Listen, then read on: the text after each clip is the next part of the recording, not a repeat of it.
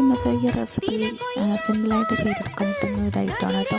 അപ്പോൾ ഈ റെസിപ്പിക്ക് വേണ്ടിയിട്ട് ഞാൻ ഇവിടെ സ്പ്രിംഗ് ഒണിയനും അതുപോലെ തന്നെ പൊട്ടറ്റയും ഒരു സവാള ഒരു തക്കാളി പിന്നെ പച്ചമുളകും ഇത്രയും ഇൻഗ്രീഡിയൻസാണ് നമുക്ക് വേണ്ടത്. അപ്പം ഉരുളക്കിഴങ്ങ് ഞാനിവിടെ നന്നായിട്ടൊന്ന് കട്ട് ചെയ്ത് വയ്ക്കുന്നുണ്ട്. സവാള നന്നായിട്ട് ഇതേപോലെ എല്ലാം അരിഞ്ഞ് വയ്ക്കുക. സ്പ്രിംഗ് ഒണിയനും അതുപോലെ ചെറുതായിട്ടൊന്ന് അരിഞ്ഞെടുക്കണം. എല്ലാം പിന്നെ സെറ്റ് ചെയ്ത് വെച്ചിട്ടുണ്ട്. ഇനി നമുക്കൊരു പാൻ അല്ലെങ്കിൽ ഒരു കടായി അടുപ്പത്ത് വെച്ച് കൊടുക്കാം. ഒന്ന് ചൂടായി വരുമ്പോൾ എണ്ണ ഒഴിച്ച് കടുക് പൊട്ടിക്കാം, പെരിഞ്ചീരകം ഇട്ട് കൊടുക്കാം.